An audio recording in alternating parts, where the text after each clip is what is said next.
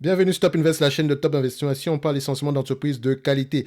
Avons-nous une opportunité d'investissement sur Cintas Corporation? C'est la question à laquelle on va essayer de répondre en se basant sur les états financiers de la compagnie. Donc, ceci représente uniquement mon point de vue et non un conseil d'investissement. Comme d'habitude, je me réserve le droit de me tromper. Donc, ici, nous avons une compagnie qui est également dans, dans la liste des dividendes aristocrates. Donc, on continue notre tour d'horizon ici. Cintas ici, qu'est-ce qu'ils font sommairement ici? Voilà, elle est spécialisée dans la production d'uniformes, de matériel de sécurité et d'hygiène. Ok, on va directement aussi au niveau des revenus, d'accord? Parce que c'est la première chose qu'on va regarder ici. On étudie à peu près le revenu, la croissance du revenu, le free cash flow, le nombre d'actions, PER, dette nette, qualité du dividende, si dividende du A. D'accord? Donc, revenu ici, nous avons combien? Nous avons 8 milliards 120 millions. Ok? Ça, c'est sur les 12 derniers, sur les 12 derniers mois ici, 8 milliards 120 millions ici. D'accord? Donc, vous observez ici qu'on a à peu près une compagnie qui est croissante. Ok? Quand on va regarder ici au niveau de... Voilà, les analystes ici s'attendent à voir à peu près combien. Donc, je regarde, ça c'était Roper Technologies, donc Cintas. Business très facile à comprendre pour Cintas. Hein. Franchement, voilà, ça ne m'étonne pas. C'est vraiment un business qu'on aimerait avoir. Ça fait partie de l'une des meilleures compagnies, enfin, l'une des entreprises qui m'intéresse énormément dans cette liste de dividendes aristocrates. Donc, en termes de revenus ici, les analystes s'attendent à voir à peu près combien. Ils s'attendent à voir à peu près, voilà, aux alentours de 8 milliards 640 millions. Son année fiscale se termine au mois de mai de chaque année, donc présentement, on est en période de 2023. OK, donc 8 milliards 640 millions. D'accord, on va le mettre ici. 8 milliards 640. 8 milliards 640. Free cash flow, croissance des revenus ici. Bon, à titre d'information, oui, on a une croissance des revenus ici. Donc, la croissance ici en termes de volume, nous avons à peu près sur les 10 dernières années, nous avons à peu près aux alentours de 7%. Sur les 5 dernières années, nous avons 7%. Sur les 3 dernières années, nous avons à peu près 5% par là. Donc, on a au moins 5% en montant. Tant mieux. D'accord? C'est à titre d'information. Donc, je ne vais rien mettre ici. Donc, en termes de free cash flow, qu'est-ce qu'on observe ici? Je vais comparer les deux. Free cash flow et net income, est-ce qu'on parle le même langage? D'accord? Je veux des free cash flow et net income qui vont dans le même sens. S'il y a des divergences, ce sont des questions à poser quand on va lire les rapports financiers. Ici, voilà, simple. Constat simple, net income égale à free cash flow. OK? Donc, je vais directement ici à margin de net income. D'accord? Margin ici, qu'est-ce qu'on observe? Voilà. Boom. C'est pas beau à voir, mais on peut travailler avec ça. D'accord? Donc, ici, il y a toujours une explication. Qu'est-ce qui s'est passé ici, etc.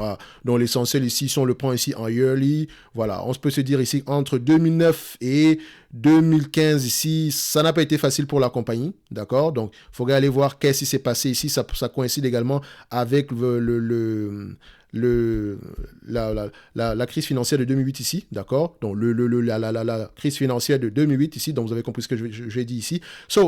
Voilà, donc on a à peu près eu une baisse des marges, etc. Donc, c'était pas facile pour le business, mais ils ont continué à rapporter de l'argent. Si on regarde les free cash flow à cette période-là, qu'est-ce qu'on observe? Les free cash flow ne sont pas négatifs, ils sont plutôt positifs. Donc, on ne perd pas d'argent, d'accord? Oui, les revenus sont un tout petit peu en berne, mais on ne perd pas d'argent. Qu'est-ce qui se passe au niveau des marges des revenus ici? Voilà, en termes de revenus ici, est-ce qu'on a des revenus qui sont croissants vers cette période-là? On a plutôt une stabilité. OK. Donc, en termes de marge ici, qu'est-ce qu'on observe? On peut déjà se dire qu'en termes en période difficile, c'est un business qui peut un tout petit peu souffrir, mais pas au point de vraiment être négatif. OK? Donc, en termes de moyenne ici, on a des marges d'à peu près 9,70% en moyenne. Sur les 20 dernières années, 9,50%. Sur les 10 dernières années, 12,63%. Sur les 5 dernières années, 13%. Sur les 3 dernières années, 14,89%. On est même aux alentours des 15%. Qu'est-ce qu'on constate? Augmentation des marges. 1, 2, 3. Augmentation des marges, c'est une bonne chose, bonne information. Maintenant, les analystes s'attendent à avoir à peu près des marges de combien, tout en sachant qu'en période difficile, ces marges-là pourraient diminuer. OK, donc on s'attend à avoir à peu près des marges de free cash flow aux alentours de combien à long terme, d'accord? C'est toujours à prendre avec des pincettes, c'est à titre d'information uniquement. On passe, je pense ici, on est aux alentours des 15-16% par là. Donc on mettra 15% ici parce que c'est ce qu'on a en date d'aujourd'hui, d'accord? 15%. OK? Nombre d'actions. Est-ce que nous avons un nombre d'actions qui augmente ou bien qui diminue? On adore les entreprises qui augmentent, qui diminuent leur nombre d'actions ici parce que c'est un dividende déguisé. D'accord? Donc ici, c'est pas parce qu'elle augmente également le nombre d'actions que c'est si mauvais que ça. Il faut regarder derrière, est-ce que c'est justifié? Toujours, OK? Donc, on regarde ici, nombre d'actions diminue drastiquement.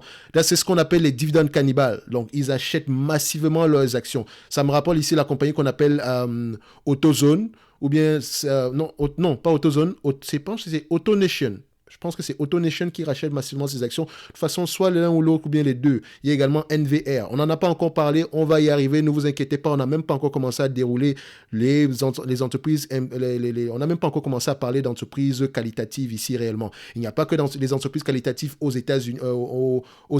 J'en ai énormément parlé, j'ai parlé d'entreprises qualitatives essentiellement en France ici. D'accord? Donc présentement, les mois à venir, on va essayer de sortir de là. Comme je vous l'ai dit précédemment, cette chaîne-ci, à partir de 2023, on parle uniquement d'entreprises qualitatives. Parfois, on peut se permettre de parler d'autres choses, comme par exemple, je pourrais parler entre parenthèses, voilà. S'il y a une situation spéciale sur une compagnie en particulier, on pourra en parler, mais voilà, on va juste se limiter, on va plus analyser quelles compagnies par exemple que je vais peut-être ne plus analyser en 2023. On va faire je sais pas, je pourrais prendre comme Spartoo par exemple. De toute façon, Spartoo, c'était un délire à la fin de la journée. C'était pas, je voulais juste faire plaisir à quelqu'un. Donc, on va faire le maximum pour seulement analyser les compagnies extrêmement qualitatives, ok, ou bien qualitatives, ok. On continue ici.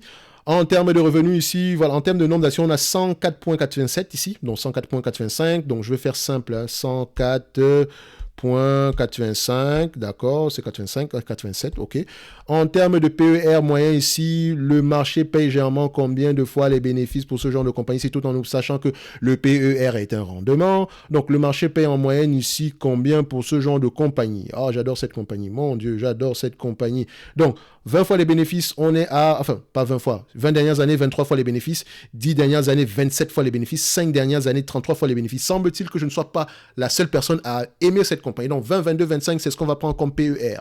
OK? Dette nette maintenant. On termine avec la dette nette ici. La dette nette ici est de combien? Le niveau de dette nette ici est de à peu près 3 milliards 100 millions, d'accord? 3 milliards 100 millions, si ça augmente plutôt. Pourquoi est-ce que ça augmente? C'est la question que je me pose. Est-ce qu'on a fait des acquisitions ici?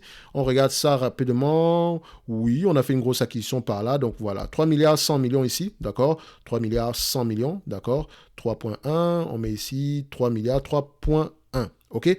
Donc maintenant, je vais également vérifier qu'est-ce que je peux regarder d'autre ici. Bon, voilà, on peut regarder ici la dette nette sur EBITDA, juste pour un titre d'information ici. Dette nette sur EBITDA, on observe combien? On a 1.5 fois les bénéfices. Dette nette sur EBITDA, moins dépenses en capital, on est à combien ici? On est à peu près à 1.8. Donc la dépense en capital n'est pas si élevée que ça. Donc c'est parfait. Tout ce qui est en dessous de 5, c'est parfait. J'adore les entreprises qui ne sont pas à capital intensif. D'accord? Quand bien même vous êtes à capital intensif, vous devez avoir un pricing power. Un peu comme les chemins de fer. Capital intensif, mais on a un pricing power, d'accord? C'est pas comme les compagnies qui exercent dans les services publics, par exemple. Elles ont certains pricing power, mais il est conditionné à l'accord du gouvernement. Ce que je n'aime pas. D'accord? Donc, et également, la dépense en capital est élevée. Donc, ça dit que la dépense en capital ici, les free cash flow, les net income ne couvrent même pas la dépense en capital. C'est pour ça que ces compagnies-là, il faut les éviter encore une fois. OK? Surtout celles qui ne rapportent pas d'argent. Donc, ici, on continue. On a à peu près toutes les informations nécessaires. La dette nette, c'est parfait. Donc, on va la qualité du dividende, on va y revenir. 8 milliards 640 millions. 8 milliards 640 millions ici. 15% de ce montant, ça donne combien? 15% de ce montant, ça donne 1 milliard 296. Donc, je viens là. Ça, c'est Finbox. OK. Sur Finbox, qu'est-ce qu'on cherche? On cherche Syntax. Donc, on met ici Cintas. Syntax Corporation. OK. Validé. Une fois qu'on a Syntax Corporation, je viens ici, je mets mes 20, 22, 25, donc je vérifie déjà au niveau de la dette nette, c'est correct, après c'est bon, c'est à peu près ça. Donc on a 20, d'accord, 22, ok, 25, ok. Ça fait ici 15% de 8 milliards, 8 milliards 640, ici ça fait 1 milliard 296, d'accord. On fait 1 milliard 296, ici on fait 1 milliard 296, voilà. 20 fois les bénéfices, moins la dette nette, 225 $ l'action. J'arrondis, d'accord? 224 $ l'action. Donc ici, je vérifie juste le nombre d'actions, 104. Voilà, ici on a 101, donc sans doute peut-être qu'on a racheté des actions ici, donc ça ne change pas grand-chose. Donc, à 22 fois les bénéfices, on est à 250 $ l'action. À 25 fois les bénéfices, on est à 288 $ l'action. Donc, je dirais que l'entreprise est surévaluée en date d'aujourd'hui. Idéalement, c'est une entreprise qui va commencer à nous intéresser aux alentours des 200 euros, 200, 150 euros par là. Mais ça reste une très belle entreprise, 5 étoiles, watchlist tout en haut. OK? Donc, si on exagère, admettons que dans un environnement, voilà, dans un environnement, voilà, dans un monde idéal, où le revenu ici se réalise de 10 milliards 150 millions, celui qui est attendu en 2027, ça reste une prévision. On a 15% ici de marge bénéficiaire, ça reste combien? 1 milliard 522, on va mettre 1 milliard 523 ici, à 1 milliard 523, on va mettre ça, je vais mettre 25 fois ici pour faire simple, à 1 milliard 25 fois ici, 25, oui, 1 milliard 523, 1 milliard 523, donc en exagérant cette compagnie-ci à 1 milliard 523, ici on sera à peu près à 344 dollars l'action. Techniquement, encore une fois, l'entreprise est surévaluée. Donc, ce qui me permet ici de dire que cette compagnie-ci pourrait être intéressante aux alentours des 200 dollars l'action par là, ok? 200 dollars l'action, idéalement aux alentours de 150, ok? Donc, en termes de dividendes, si elle vous distribue la totalité des net income en dividendes, donc on prend 1 milliard 296 ici, divisé par la capitalisation boursière actuelle ici, qui est à peu près de 46 milliards, d'accord, 45,87, je mets 46, ça fait 2,81%.